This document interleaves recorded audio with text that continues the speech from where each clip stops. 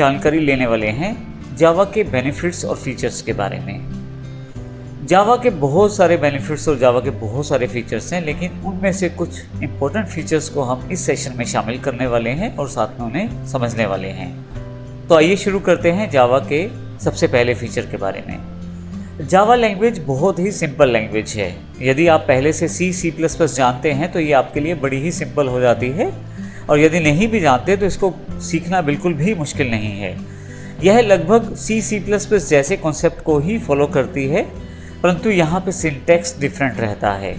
लेकिन जावा के एक सबसे बड़ा फीचर, पोर्टेबल फीचर, ही इसको C और C++ जैसी लैंग्वेज से अलग बनाता है।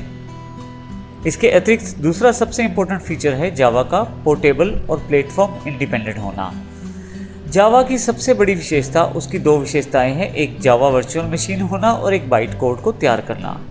बाइट कोड और जावा वर्चुअल मशीन की सहायता से ही अलग अलग तरह के प्लेटफॉर्म्स पे जावा आसानी से कार्य कर लेती है। यहाँ प्लेटफॉर्म से मेरा मतलब अलग अलग तरह के कंप्यूटर हार्डवेयर से है, अलग अलग कंप्यूटर सॉफ्टवेयर रिक्वायरमेंट से है।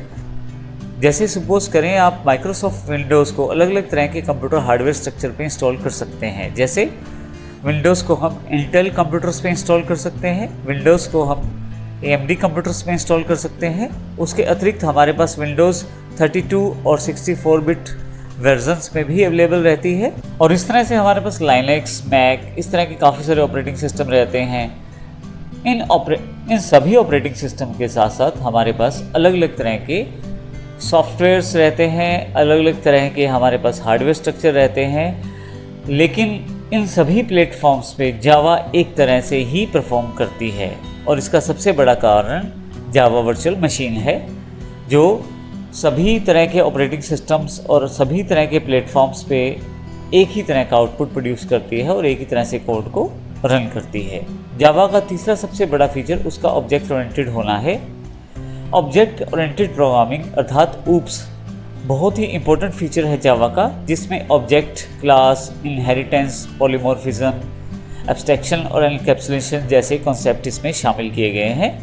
इन सभी को जावा फॉलो करता है। ऑब्जेक्ट ओरिएंटेशन के बारे में हम देखेंगे फ्यूचर्स के सेशंस में, और इसको एडवांस लेवल तक ऑब्जेक्ट ओरिएंटेशन की पूरी जानकारी हम आने वाले सेशंस में लेंगे। यहाँ केवल ब्रीफ के रूप में आपको बता रहा हूँ कि जावा जो है वो ऊप्स के कॉन्सेप्ट को फॉलो करती है और पूरी तरह से उसे इम्प्लीमेंट भी करती है। अगला फीचर हमारे पास जावा का सिक्योर होना है। जावा का सबसे बड़ा फीचर उसकी जावा वर्चुअल मशीन है, अर्थात JVM, जो एक सैंडबॉक्स अर्थात एक वर्चुअल बॉक्स में कार्य करती है। जावा में C++ की तरह पॉइंटर नहीं होते, अर्थात डायरेक्ट मेमोरी इंटरेक्शन जावा की नहीं रहती। जावा अपने प्रोग्राम्स को एक वर्चुअल सैंडबॉक्स, वर्चुअल मशीन या एक सॉफ्टवेयर, जिसको हम जावा वर्चुअल मशीन कह रहे हैं, एग्जैक्टली वो एक पीस ऑफ सॉफ्टवेयर है जो आपके कंप्यूटर में रहता है। केवल इसी के अंतर्गत ही अपने प्रोग्राम्स को रन करता है जावा, जिसकी वजह से वह आपके सिस्टम के डेटा से इंटरेक्ट नहीं कर पाता और आपका डेटा बिल्कुल सिक्योर रहता है। इसी कारण से जावा साइंटिफिक और एक्सपेरिमेंटल प्रोजेक्ट्स के लिए बहुत ज़्यादा प्रयोग किया जाता है। जावा का एक सबसे बड़ा फीचर उसका रोबस्ट होना भी है।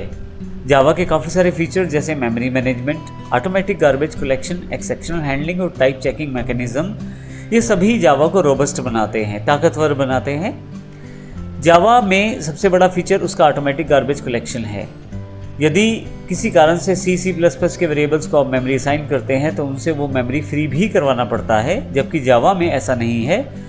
जावा में ऑटोमेटिक गार्बेज कलेक्शन रहता है, जिसकी वजह से जो मेमोरी को अगर फ्री करवाना है तो वह प्रोग्रामर की जिम्मेवारी नहीं, ये जावा ऑटोमेटिकली ही कर देता है। इसी तरह से जावा का सबसे बड़ा फीचर, जैसे हम पहले भी डिफाइन कर चुके हैं, प्लेटफॉर्म डिपेंडेंट है, प्लेटफॉर्म इंडिपेंडेंट है। यहाँ पे आर्किटेक्चर इंडिपेंडेंसी भी जावा का एक बड़ा फीचर है। यहाँ मैं इसको एक एग्जांपल से प्रस्तुत कर देता हूँ। C++ जैसी लैंग्वेजेस यदि विंडोज़ के 32 बिट सॉफ्टवेयर पे चलेंगी तो वहाँ पे वेरिएबल्स का साइज़ डिफरेंट रहेगा, और यदि C++ जैसी लैंग्वेजेस के प्रोग्राम को आप विंडोज़ के 64 बिट वाले वर्जन पे चलाओगे तो वहाँ पे वेरिएबल्स का जो साइज़ है वो डिफरेंट रहेगा। परंतु जावा डिफरेंट आर्किटेक्चर में, चाहे विंडोज़ 32 बिट पे काम करें या 64 बिट पे काम करें, एक ही तरह के मेमोरी साइज़ के वेरिएबल्स को क्रिएट करता है, जिससे आपकी प्रोग्राम की यूनिफॉर्मिटी बनी रहती है और आप इसको आसानी से अलग अलग प्लेटफॉर्म्स पे चला पाते हैं। जावा की एक बड़ी feature interpreted with high performance भी है।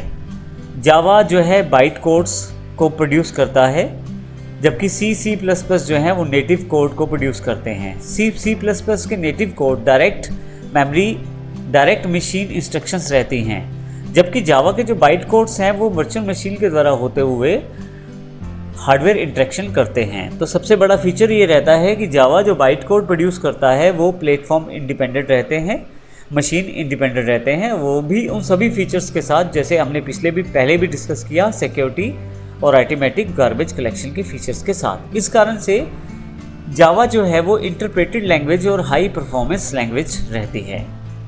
जावा का एक फीचर मल्टी थ्रेडेड भी है। मल्टी थ्रेड असल में एक से ज़्यादा प्रोग्राम्स को एक साथ चलाने से है। थ्रेड्स जो हैं आपके एक साथ एक से अधिक काम आसानी से करवा सकते हैं आप जावा के द्वारा। जैसे सपोज करें आप डाउनलोड करना चाहते हैं नेट से कुछ और साथ में कुछ टाइप भी करना चाहते हैं, तो जावा इस तरह के एप्लीकेशंस को डेवलप करना, जावा के द्वारा इस तरह के एप्लीकेशंस को डेवलप करना भी बड़ा आसान रहता है मल्टी थ्रेडेड टेक्नोलॉजीज़ के द्वारा। इसके अतिरिक्त जावा का एक बड़ा फीचर डिस्ट्रीब्यूटेड होना भी है। रिमोट मेथड इन्वोकेशन और एंटरप्राइजेज जावा बीन्स की सहायता से आप ऐसी एप्लीकेशंस बना सकते हैं जो आप डिस्ट्रीब्यूट आसानी से कर सकते हैं। तो इस कारण से ये सभी जावा के इम्पोर्टेंट फीचर्स हैं जिनकी वजह से जावा एक स्ट्रॉन्ग और इम्पोर्टेंट लैंग्वेज बनके उभरी है।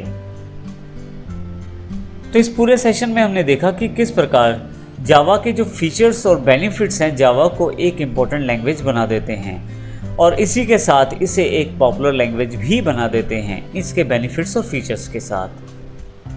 नेक्स्ट सेशन में हम देखेंगे जावा और C++ में क्या डिफरेंस है, किस प्रकार से जावा C++ के कॉन्सेप्ट्स को फॉलो करती है और किस प्रकार से यह है उनसे बिल्कुल डिफरेंट लैंग्वेज है। ये सारी जानकारी हम अगले सेशन में लेंगे। धन्यवाद।